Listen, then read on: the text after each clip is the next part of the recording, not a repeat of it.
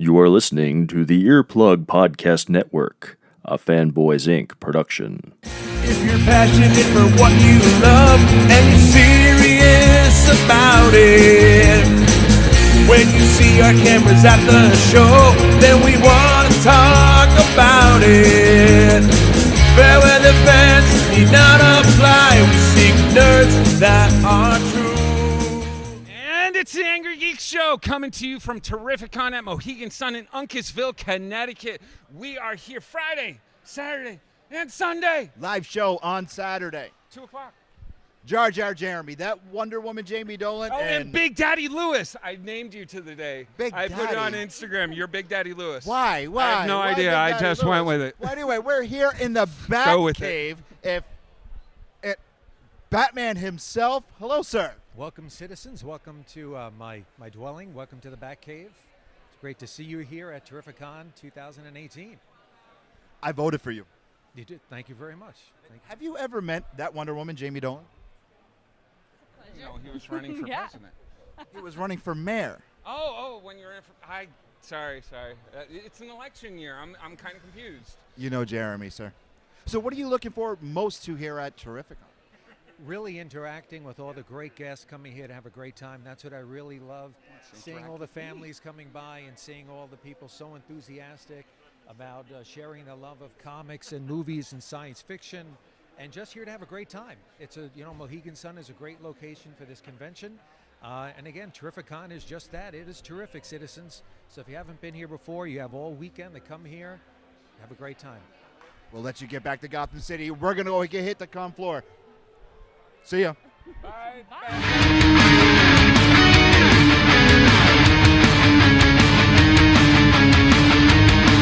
Welcome back to the Angrygeeks show. We're still here at TERRIFICON at Mohegan Sun in Uncasville, Connecticut. We are here with Travis Holyfield and Javon. I didn't get your last name. The last name would be Stokes, sir.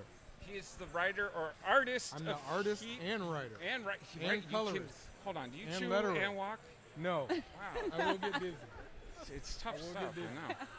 All right, and Travis, he is I am the writer. Somebody else is the actual talent that draws it. He just puts words in there. I'm just the word monkey. He doesn't even. Are you the letterer too? No. See, he doesn't even put the words in there. Somebody else does it. He's slacking. It's Yeah, okay. Literally Travis, putting like the this. words in my mouth. They are. I know, for real. Sorry. All right, we'll start with Heat. Okay. Would you like to talk to him about Heat, Jamie? Yeah, sure. Hi, Jamie. How are you? I'm good. Nice to meet you. You too. All right. All right, so what's The Heat girl about? always gets the Heat attention. it's a little bit of Invincible, a little bit of Spider-Man. I make the joke that it's what would happen if Spider-Man had accidentally killed Uncle Ben. That just shuts down the room right there. Yeah. Yeah, you did. I'm kind of lost after But that. it's How did very hold on. How did he accidentally kill his uncle? well. It's not so much his uncle, but you got to buy the sucked book. me in already. But yeah, it's I wanted to do a black superhero, one that wasn't like in jail or a thug or sling But rocks. Isn't that the proper stereotype? No, I'm just kidding. Close. No, I've been known to sling a couple rocks here and there, but I wasn't saying about you. that's all right. He kind of looks like. Did you? Well, I've always wanted to be a superhero, so I'm not gonna lie and say that I didn't base it off myself. I would do the same thing. It's we okay. all would. We all want to be a superhero. All right, but yeah. enough from you. Travis, what's Street Clothes about besides Street Clothes?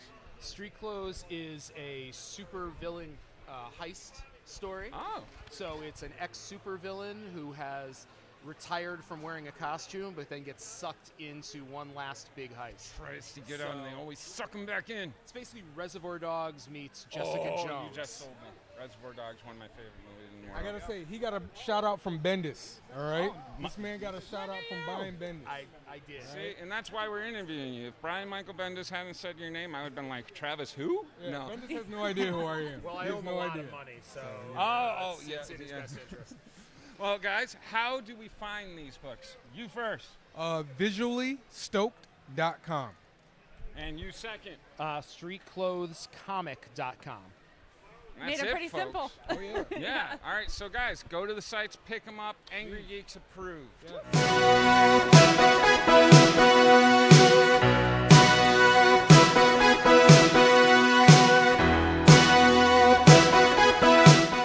at Terrificon, and I'm with the one and only Charles Dowd. Charles is really cool. I walked by his booth, and I saw author, artist for comics and kids books. This is awesome. Now, some of these drawings, may I pick this up? Sure. Look at this. This is pretty cool. Look at that. Isn't that awesome? Why? Whoa. Postcards, I almost broke it. What can you tell me a little? I mean, you even have Rosie Riveter, right? Yes. That is Rosie Riveter. And he didn't draw this. You didn't draw that, did you? Is that yours? I did draw Or was that. that your daughter? Oh, I thought it was your daughter's. Oh, wow. Anyhow.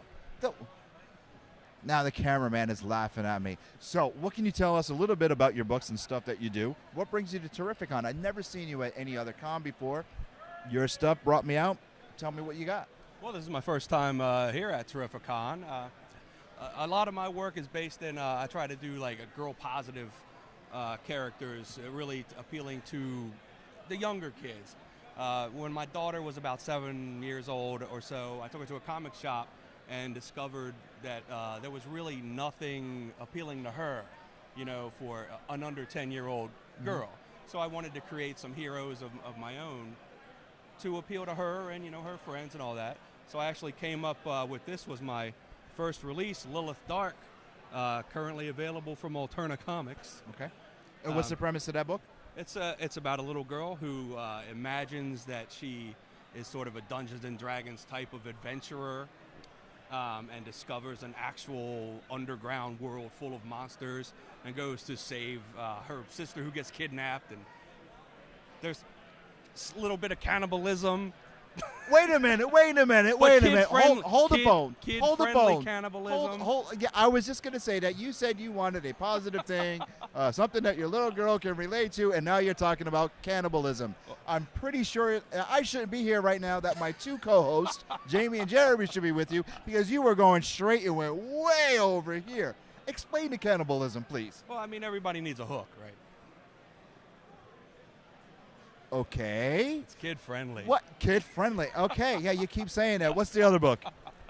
We also have Penny Powers, which is another young female hero. She's the super-powered protector of Plainsburg. And any cannibalism in that book? There is no cannibalism, but Okay, there are kaijus and a bit of destruction. Like any other comic. I can deal with that. The cannibalism has Kid-friendly. me... Kid-friendly. All right, define kid-friendly. Seriously, you got to... Cannibalism is not kid-friendly. You got to explain that to me. Please. Chuck, come on. Well, there's no actual eating of anyone. But you describe it. There's a threat of perhaps there could be cannibalism. Okay. But in a kid-friendly way. In a kid-friendly way. All right. Where... Lilith of the Dark, where did this story come from? And did you have a dream? Were you like driving to like soccer one day and it come up? Where did the premise come from? You know, this story is actually really inspired by a lot of the things that I grew up watching, you know, in the 80s, when kids movies and stories were a little more edgy, you know, Goonies, Gremlins. Yep, Goonies, Gremlins, Princess Bride, correct. Okay. Yeah, it's sort of like that. And some people have described it kind of a cross between Calvin and Hobbes meets Alice in Wonderland. Okay. Wait, because actually the Gremlins, pardon me for interruption, Gremlins was actually going to be rated R. Yes. Yeah. So, okay, I dig it now. Okay, now I know where the Lord of the Flies, I know where it's coming from now. Okay, great. Continue. But there is an edge to it, certainly, but not so edgy that you can't let your under 10-year-old read. Cool. Where can we find you online? I mean, if you're not at Terrificon, where could you buy your stuff? Everything of mine is available online at cdowd.com, and there's a link to everything right there. Social media? Charles C. Dowd. Instagram? Charles C. Dowd. Twitter, Instagram, I was just gonna ask Facebook. you. I think that's it. What else is there? Tumblr? I might be on Twitch. I'm Louie. I'm going to go find Jeremy and Jamie. We'll be right back. Check this guy out. Subscriptions online? Yes. Commissions online? Yes. Wow.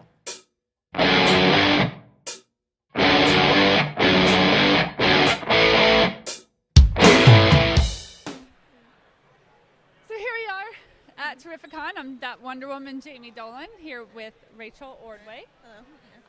And I just wanted to talk a second about your comics. What do you have going on here today? Mostly I've got a bunch of short stories that I've been working on. Mostly the most recent one, unfortunately, here is a year old already because I've been doing so much other freelance in the meantime.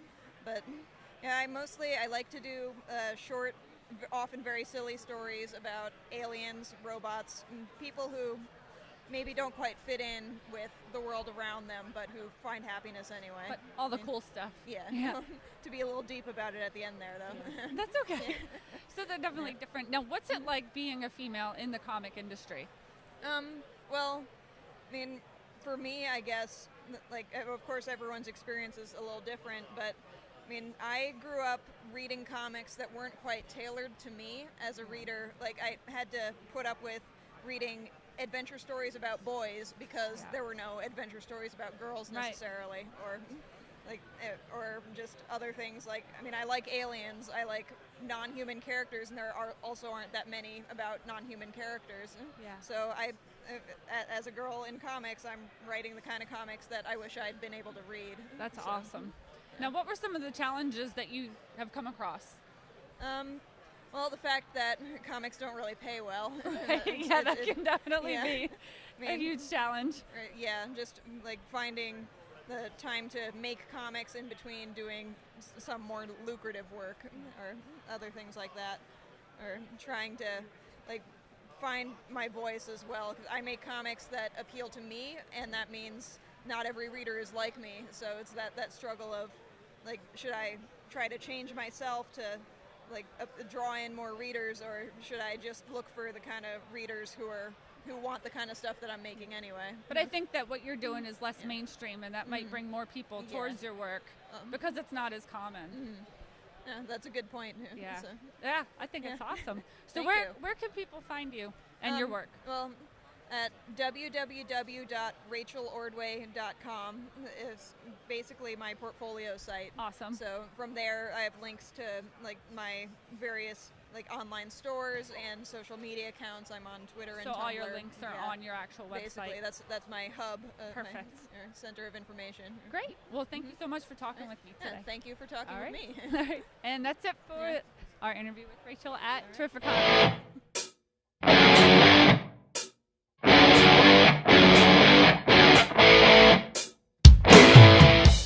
The Angrygeeks show is back here at Terrificon. I'm Jamie Dolan, that Wonder Woman, here with Zeta Adams. Hello. How are you? I'm doing great. I get to come to a convention and do what I love doing. So what's awesome? So why don't you tell us a little about what you do? Well, mostly I'm a colorist and a painter. I started off, I guess it's now referred to as old school. It's when we used to hand color on watercolor paper with the black line acetate overlay and printed page size, so I learned how to color really tiny. It's way cooler. Yeah. It is cool. It is cool. I think it takes more of a talent than... Well, yeah, I can't knock the digital stuff because when Photoshop came out and comic books started going digital, I learned how to do the digital coloring, and I even taught my mom, who is the infamous Corey Adams, who has colored my dad's stuff forever and ever. So I got to teach her how to do it, which is pretty cool, the modern way, where she was the one that taught me how to do it the hand coloring way. And after a while I kind of got tired of the digital stuff because there's an unpredictability of markers and watercolors that you just don't get with the digital stuff. You know what you're going to get with the digital stuff. It's almost too clean. Well, not so much that it's too clean, but it's... One thing that I love about watercolor, and it's going to sound a little bit weird, is it bleeds. It has a life of its own, and you don't know what it's going to do, and you have to figure it out as you're going, and there's sort of a adrenaline rush to that. Gotcha. Yeah, so what got my attention was she's working on a Betty Boop Hella right now. We'll turn this and around. You guys know I cosplay Hella, so I had to come over and talk to her. So what do you have going on this weekend at the convention? Actually, I'm sort of premiering this little Betty Boop series that I've started doing, which is comic book characters, but I've also got what I refer to as my Betty's Boudoir series. Gotcha. Which is It's tasteful. It's not, too cheesecakey. It's not. There's no nudity. It is tasteful but elegantly boudoir. Right. I got it's classy. It's Yeah. Yes, it's classy. It's art. It's not cheesy. Yeah. It's not Pop-Tarts. Right. Awesome. So now where can people find you? So if they're not here this weekend and they're interested in your work. Okay, well, I have a website called zeaart.com, which is zeaart.com. You can also find me on Facebook and Instagram. You just spell my first name. I'm like the only person that spells it that way, and you'll find me. I'm not hard to find. Awesome. Well, I really appreciate you sitting down with me today. Well, thank you for visiting me. It was great to meet you. Nice meeting you, too. And that's all we got.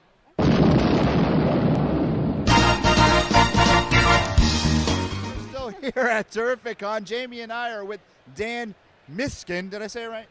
Close enough. I don't even know how to pronounce it. Don't do this to me. You're just like Blue Devil, man. You're making me laugh. Come on.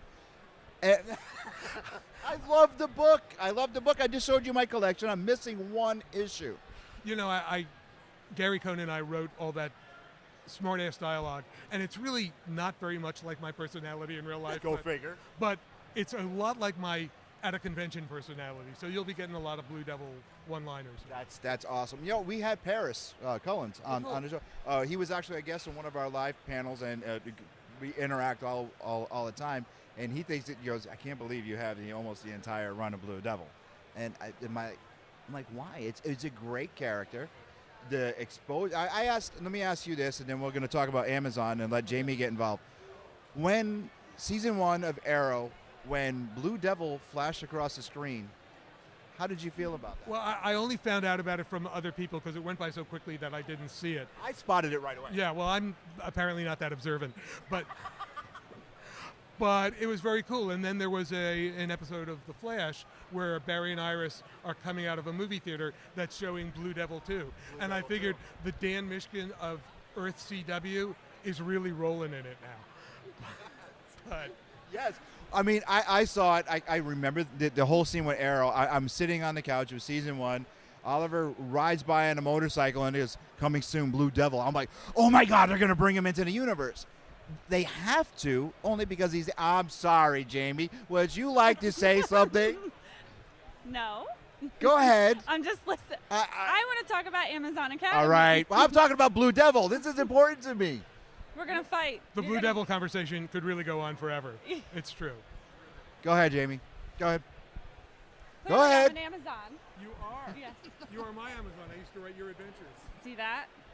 So now, but I want to know about Amazon Academy. Look at there's So a wall. I've got new here. Amazons a now. wall. Amazon Academy tells the story about what happens when the Amazons of ancient legend are discovered by the outside world. They end up opening a boarding school for Amazon girls and American girls, and one American boy, because his name is Jordan, and he didn't know it was a girls' school, and they thought Jordan was a girl's name. Anyhow, Amazon. My name's Jamie, so I can relate to that. There you go. You have that very problem. So all these American girls and Jordan and the Amazon girls go to school together. Exactly why the Amazons have opened the school there is something that's open for question, and it turns out they are not the only ones with secrets. In fact, one of our taglines for the series is "Every girl has secrets," which I think when you're That's true. It's true. I think when you're talking about kids in general who are age 10, 11, 12, 13, 14, they're developmentally going through that whole issue of who do I trust? Who can be a friend that I really believe in? There Look, you go. a microphone. You got your own mic. and that's what's happening in Amazon Academy, because these girls come to this school and meet new people with pasts of their own that take a little time to be revealed. At the same time, there's magic, there's mythology, there's mystery in addition to the secrets, and there's classes. There's field trips to the ancient city of Thebes and stuff like awesome. that. Now, Yeah. is this just going to be a web series? It is currently just going to be a web series. Okay. So it's going to be online at AmazonAcademy.net. It would have been at AmazonAcademy.com. Turns out Amazon.com already owns that. Gotcha. But we got all the other domains with Perfect. Amazon Academy. So it'll be at AmazonAcademy.net. We are dropping the first 9 pages in full color in about 2 weeks by the end of August. and it's going to be very cool. Give a little taste of what's going on. A prologue that won't be explained for a long time into the story, and then opening day at Amazon Academy, and then the adventure begins. Awesome. Yeah. And where can we find more of the rest of your work?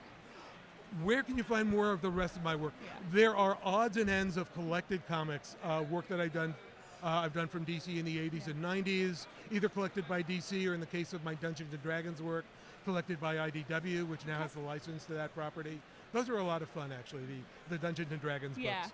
And you can also get in bookstores my most recent book, which is the Warren Commission Report, a graphic investigation into the Kennedy assassination, which is a nonfiction comics documentary. I think Lewis is interjecting. Yeah, look at Lewis's phone. You can go to my phone and find most of his work here, especially Blue Devil. That's right. Just look at Lewis's phone and you'll know everything. Yes, everything. Yeah. So the Warren Report was a really interesting new thing for me to tell a documentary story, a nonfiction narrative. Yeah. And it was a book in which we did not try to take a position. We tried to investigate the controversy and the different sides. I came out of it with my own opinion, but that's not what the book is about. The book is about giving people a sense of why we're still arguing about this more than 50 years later. That makes sense. Yeah. Awesome. Lewis, anything? And that's it for this section of the Angry Geek Show. We'll see you on the floor. Jeremy, get out of the shot. Can I tell you how tall I really am? Sure. Because I've been sitting. I'm really. My God, it's Andre the Giant. I'm really 6'4", but it worked well for me to sit. Thank you. Dan, thank you. It was great.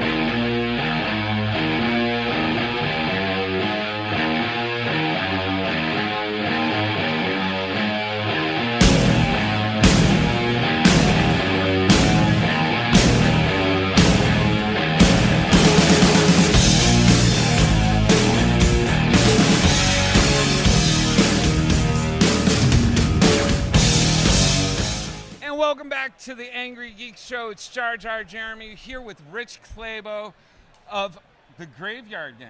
That's me. It's part of the Kids Comic Con going on here at TERRIFICON. Rich, Yes. good to meet you. Same here. And tell us about the book. All right, this is an all-ages horror comic about 5 rascals who run into all kinds of supernatural monsters, ghosts, all kinds of weirdness. And, you know, it's just meant to be fun and a little creepy, not too scary, but, you know, just to get the kids involved in reading and something fun. It's always the best. Yeah. I actually have a story I'm going to break into because it hits me in the head and I have to get it out. When my son was first starting to read, he's very big into video games, so I started getting him like Sonic the Hedgehog comics and stuff like that. Yeah. His teachers were like, he can't read those for school. I'm like, what do you mean? Like, he's reading. Like, that should be your goal, not like he has to read this genre. Like, he's happy about reading. Why make it horrible? And I mean, there is a weird stigma sometimes about really comics, is. which I don't know why. I don't understand it at all. I learned how to read through comics, Right. and I'm a very proficient reader now. Yeah, And very good. Exactly. So, how many issues have you out so far? I have 4, and I just put them in a trade paperback with an extra story. Oh, fantastic. I have a story in the back called The Graveyard Girls Club, which is bringing more girls into the fold. So much to the chagrin of some of the boys in the group. Well, of course, you know, boys at that age. They're all at that age, right? I'm sure the girls at that age are too like, really, guys? Nah, they can take care of the boys. Yeah, well, definitely. Yeah. All right. So if any of our fans, we have a few out there, I think. If they want to find this, where can we go to get it? I have a website at www.thegraveyardgang.com. Movie magic. It's That's there. right. It's really there, and we'll push it away. All right, fantastic. Yeah. Thank you, Mr. Clabo. Thank and you. Good luck at the con this weekend. Thanks. Graveyard Gang, check it out, guys. Get Definitely. It out. Check it out. TERRIFICON. Lewis, where are you?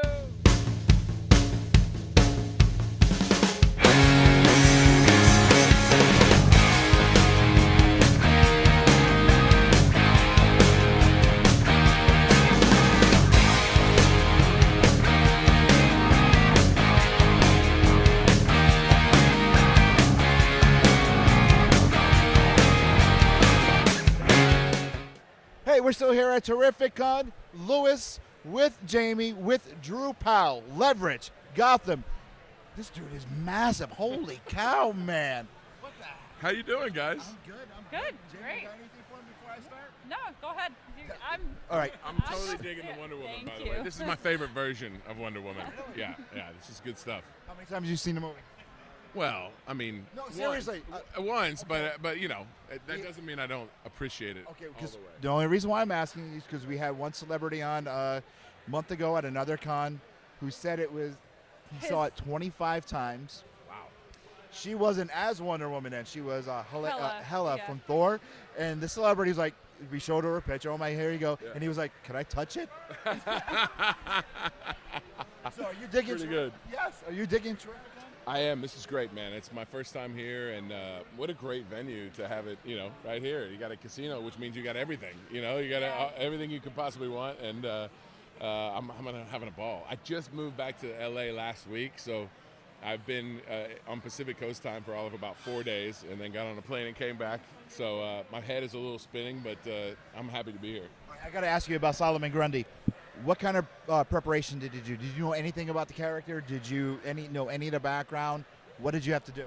Yeah, I knew who Solomon Grundy was, and I actually made a joke in season 2 with Bruno Heller, the creator, like, hey, maybe Butch could become Solomon Grundy, because I thought, well, he's a zombie, he never dies. So I thought that was good job security. But then, like, kind of almost a year and a half later, they come with a storyline and they tell me, we're going to kill you as Butch, but you're going to come back as Grundy. And so that was like, wow, it really happened. I manifested that stuff, But and then I reached out to DC, and they sent me this huge box full of tons of Grundy stuff. So I have a son who was about 5 or 6 at the time, and we just had a ball. We just opened it up. They had toys for him and all the old comic books. They had the original comic book. You opened the toys? You're What? talking to a diehard collector. You I'm opened the sorry. toys! I'm sorry. That's my problem. I'm no good at a collector because I want to use the stuff. Like, I love shoes, and everybody's like, you can't wear the shoes. I'm like, how can I not wear the shoes? I got to wear the shoes. That's one thing I don't understand. I'm a collector. I know. I got all my toys sealed, yeah, right? sealed, right. But shoes, I don't get it. You got to wear them. Yeah, that's right. All of it. I want to play with it, and I want to wear it. There are a couple things that felt like, oh, that looks pretty pricey. We better hold on to that. But anyway, so I learned a lot from that, and then kind of went to school on the video games and all the movies and stuff like that. And that's the cool thing about Grundy, is that he's been so many different iterations over the years, and now the young generation knows him through the video games and the cartoons. And so all in all, it was daunting to be the first kind of human Grundy, because there was a thing in the 70s.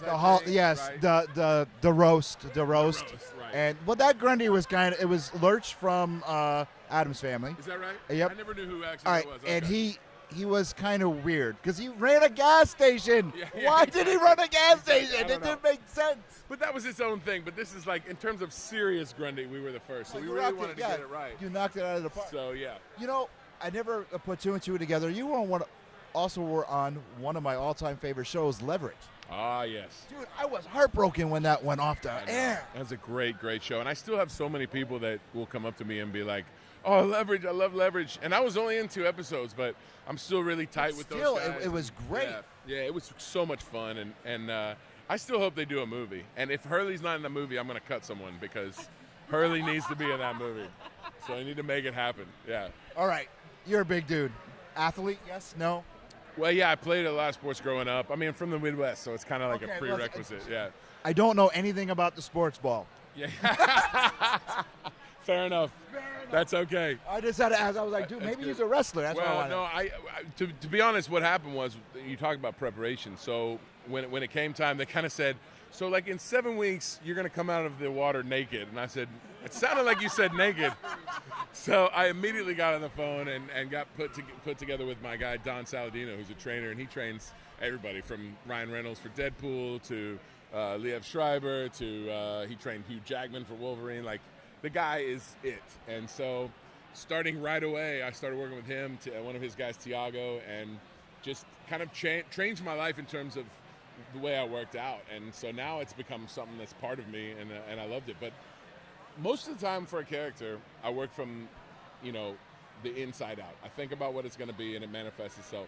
This case for Grundy, I knew I had to work from the outside in, like create a different body as much as I could in 7 weeks and now over the course of the last year, and kind of go from the outside in. And that helped a lot in this case. So, Did you memorize the poem? What? Did you memorize the poem? Absolutely, yeah, absolutely. You have to. In fact, it's my ringtone for my. I found on in the ringtones you can get the Solomon Grundy song. It's from like an Australian kids show, so it's like this Australian dude singing Solomon Grundy. Yeah. All right, before we wrap up, Jamie, do you have anything?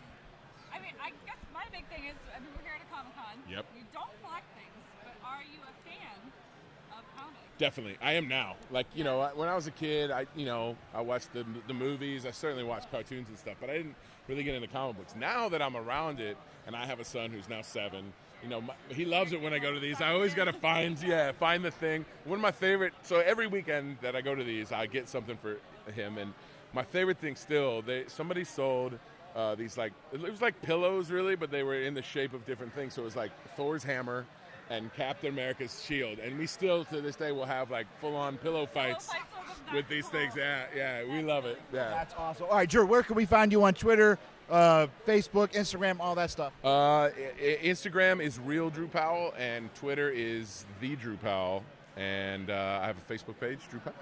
All right, there it is, brother. Thank you very much. Yeah, thank you guys. Really appreciate it. And Jeremy, you lucked out. Sorry. Lucked out. I wouldn't say lucked. Lucked out. Anyway, Angry Geeks. This has been an Earplug Podcast presentation. Found on earplugpodcast.com, iTunes, SoundCloud, and wherever your favorite podcasts are found.